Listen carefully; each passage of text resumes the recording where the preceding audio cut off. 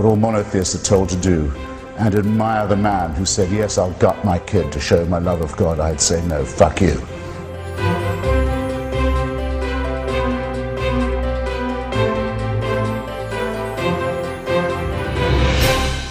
Who can create us sick, as apparently we are, and then order us on pain of eternal torture to be well again.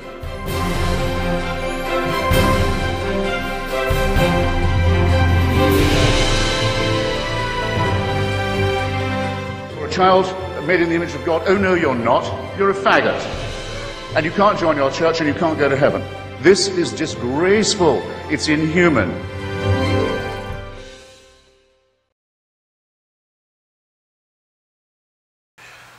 Those poor persecuted Christians, you know, all they want to do is speak out, just have their frail voices. I mean, there's just so few Christians in this country, so it's like this just faint little voice on the wind. They're just trying so hard to be heard. Why can't they be heard? And then when they do, finally, when somebody speaks out so that she is heard, she's persecuted. Those poor persecuted Christians. Yes, Kim Davis's lawyer says she's just like a Jew living in Nazi Germany. Yes. Pretty funny that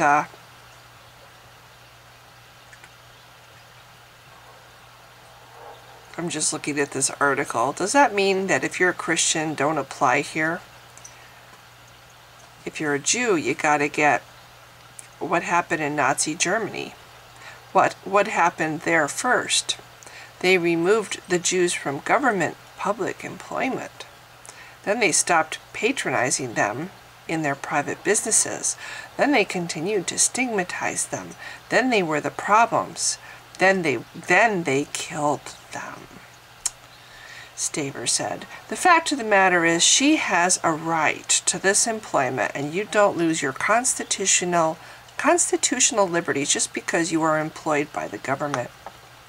Interesting that we're talking about constitutional liberties and human rights about a woman who seems to take delight in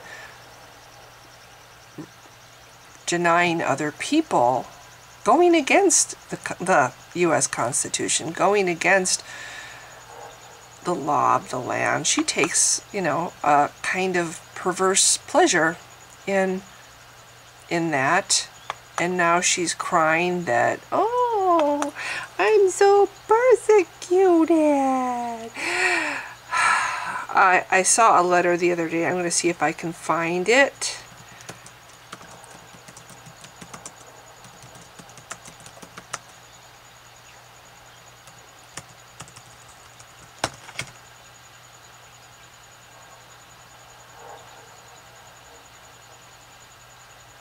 Yeah, I found it. It's a really good letter. An open letter to Kim Davis's lawyer, Matt Staver, regarding Jews in Nazi Germany. Dear Sir, my name is John Panofsky. I'm a law student, a Jew, a grandchild of Holocaust survivors. I have my MA in Holocaust and Genocide Studies, and lest you think I am one of the godless heathens who are so perniciously targeting your client, let me inform you I am a religious school teacher and have been for most of the past decade. I saw your recent comments regarding your client being treated like a Jew in Nazi Germany. I want to say that not only are you dead wrong, your comment is beyond offensive. See, my grandmother, Lottie Panofsky, was a Jew in Nazi Germany. And I can promise you, if she were still with us, she would tell you that she wishes she was treated as well as your client has been. I have a few questions to ask you. Firstly, Was your client pulled to the front of her workplace by her government and verbally assaulted by a governmental employee because of her beliefs? No, I didn't think so. My grandmother was. She was sitting in school one day in the suburbs of Dortmund, Germany, when a member of the SS came into her school, pulled her by her pigtails to the front of the classroom, and spent a half hour screaming at the class that my 12-year-old grandmother was, "What a dirty, evil Jewish pig looks like." Next, did your client have to hide while her place of worship was destroyed in front of her eyes? Did she see the government destroy the businesses of her church members? No. Well, in 1938, my 14-year-old grandmother was sent into Dortmund to collect bills from clients of her family's dry goods shop when she inadvertently stumbled into a little thing known as Kristallnacht. She watched alone from inside a phone booth while the Gestapo destroyed Jewish businesses and sat helpless and scared as she watched her synagogue set aflame and destroyed. Finally, was your client forced to choose leaving all her worldly goods behind or face possible death because of her religion? No. Well, my grandmother was. See, the Nazis instituted a penalty of 90% of one's income on any Jew who wished to leave Germany. That's one reason many stayed behind. My grandmother and her mother got lucky. They got out of Germany in 1941 and came to America shortly before the borders were closed. Had they not left when they did, I would not be here to write this letter to you. My great-grandmother, so I'm told, spoke of the experience by saying, "I once had maids. Now I am one." So yes, I take offense at your remarks about your client's treatment. She is imprisoned due to her own actions. She had many alternatives, but she refused to take them. To stoop to the level of calling her treatment such as the Jews in Nazi Germany faced is offensive to me.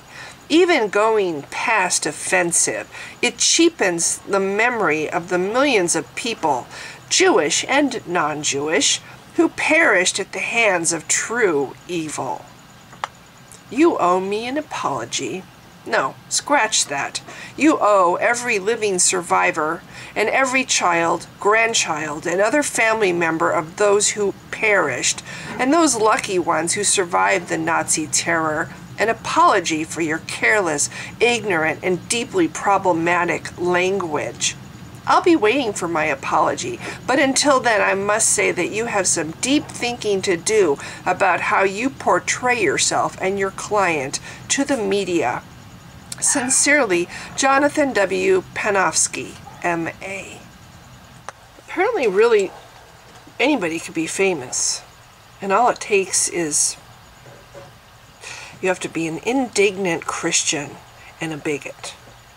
I mean, somebody pointed out, in fact, I'm looking at the comment, Johnny Ruque, well, it's spelled R-H-E-Q-U-E, Roque, wrote, "Isn't Kim Davis in like every other People of Walmart video?" I'm sorry, it might be a mean thing to say, but he totally nailed it. Totally, oh my God, nailed it. And yet, oh my, and I'm contributing in a way. I'm actually adding to it, which kind of pisses me off. But at the same time, I feel like you have to put these things out on the carpet and look at them and say, here's a good example of the kind of person you should not want to be, or you know, this is the kind of person I don't want to be. You know,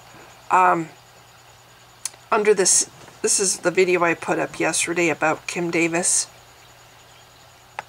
Yeah, just getting attention, getting people talking about her. Her name's everywhere, and what is she? Who is she? Grateful Apostate, who's becoming one of my one of my regulars on my channel. I mean, he always posts such good, well, he doesn't always, but a lot of times posts such astute observations. He writes, apparently there is good money in bigotry. The owners of the bakery who decided to refuse to make a cake for a homosexual couple opened a GoFundMe account to recover their court costs and penalties, and they raked in a small fortune. Even after they paid all the damages, their fellow Christian bigots donated hundreds of thousands to them. I wonder when they'll sign a lucrative book deal. We'll see how much Kim Davis profits from her hate-mongering. Easy to be famous in this country. You don't even have to, you know, it used to be that you had to either have, there were two things, okay, three things. You had to be either super talented or super gorgeous or really, really smart. Oh, and I guess you could, well, talented, I guess athletes fall under the talented category. Politicians, scientists fall under the smart category. And actors and, you know, musicians, famous rock stars, whatever, would fall under the talented. Wait a minute. No, beautiful. I'm thinking beautiful. I got confused. I'm sorry. I'm old. What do you do? You know? But yeah, it's like there had to be something special about you to be famous. Not your average plain Jane, whatever, overweight person with spectacles who works at a boring humdrum job. The only reason this woman is even on, her name is on people's lips, is because she is a bigot and she disobeyed the law. And I have a rat nibbling on my cheek. He wasn't really nibbling, but he's snuffling on my ear. It's kind of annoying. Yeah, it's oh, this is good. Oh, Ricky's bored. Ricky wants attention. Here, okay. Let me get him. There. Close up of Ricky. Oh, there he is. Oh, there's Ricky the rat. Ah! All you squeamish women, run away. Ah, it's a rat. Ah! I'm sorry. Having him reminds me of just how awesome rats are as pets. By the way, side note.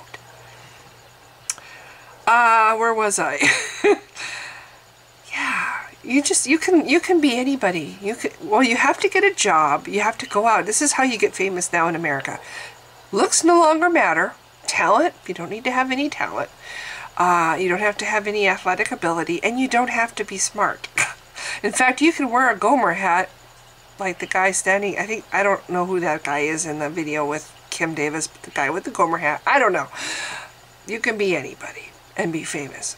You have to have a job where you have some authority and you have to be willing to have absolutely no respect for the law. You know, it might be the law of the land, but you don't care. You know? So you have no respect for the law, you have no respect for the Constitution, you have no respect for, you know, the whole idea of equal rights or fairness. And you're lucky enough to have a job where you can actually affect the lives of others. You know, now he's playing with this leather cord thingy. Okay. Yeah. So if you have all those things, and you don't mind a few days in jail for possibly ruining somebody's life or definitely leaving them with a really horrible memory that they might never forget as long as they live, then you're good to go. You can be famous. That's all it takes. If you're looking for the proper ingredients to be famous, that's all it takes. Total disregard for the law and for what America stands for, and a job that allows you to hurt people. What's scary though is when you look at the video that I put up yesterday, I have a clip from it. The one where they the actual video would have Eye of the Tiger music, which again, we're showing complete disrespect for the property, is basically pirating somebody's work, somebody's art. There's a lot of people waving those fucking white crosses at this bitch. Sorry, oops, that just slipped out. Cheering her. Oh, you're just so wonderful. You're so wonderful. Oh my gosh, can I touch your robe? Except she wasn't wearing a robe, but it was a good line to put right there just to make the video more interesting.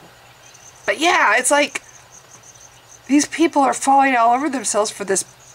Sorry, I don't mean to be mean, but ordinary, extremely ordinary person with no talent, no discernible talent, no particular intellect that's superior to anybody else. What exactly is she again? Oh, she's a county clerk or whatever the fuck. And she disobeyed the law. She showed complete disregard for the law. Oh, but it's for Jesus. That makes it so much better. Oh, geez. We all just, I think all Christians in the land should just not obey the law. Yeah, just totally boycott America because you're so patriotic. Yeah, boycott the country. Boycott human rights. The funny thing is, I've read this before, and here's a beautiful example. When it comes to equal rights for humans, whether it's equal rights for black people, equal rights for women, equal rights for gays, the very first people in the front of the line marching in protest against that are Christians. Yeah. It's like the greatest thing to oppose human rights have been Christianity, religion in general. Islam is another one. That is so anti-American. That is so contradictory to what this nation is supposed to be about. What our Constitution says. What it's... equal right to pursue happiness. I think there's something in there about, equal right to pursue happiness. Isn't this exactly that? That all couples should have an equal right to pursue happiness? Anyway, I'm rather discouraged with how easy it is to be famous. And I'm really discouraged that there was a horde of people falling all over themselves over this bigot. It's, like I said yesterday, it's a disease in this land. These kind of Christians are toxic. And they're damaging to our society. I'd like to think that they're a dying breed. But when I see a horde of people, a throng of people like I did yesterday, waving their crosses and cheering over this bigot who did nothing but break the law and hurt people, it worries me. It worries me that there's still that many.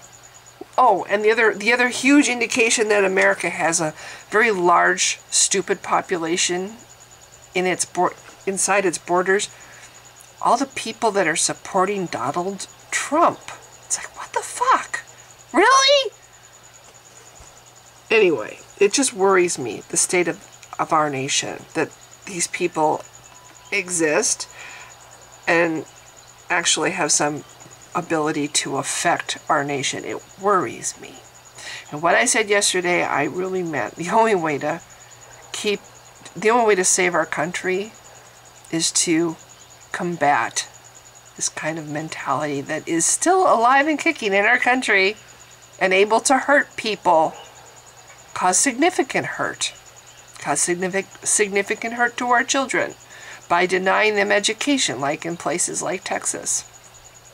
Can't even imagine going to science class and not learning about science. But that's where it's kind of headed in Texas, and I'm sure there's other places too in this country. So anyway, this was another one of those days where I felt like making a video and stream of conscious. This is definitely more of a meandering video, not so focused as yesterday. But again, bigotry sells. Hey, if you want to be rich, be a bigot. But you have to be a Christian bigot. Anyway, if you've been watching, thanks again. Bye. Oh, and Ricky, he doesn't know how to wave, but he is definitely, he's saying, hey, thanks for watching. I can tell. Yeah, I can tell. He's got this particular way of, yeah, see that expression? See the facial expression right there? That's his thank you for watching facial expression. So yeah. Okay, bye!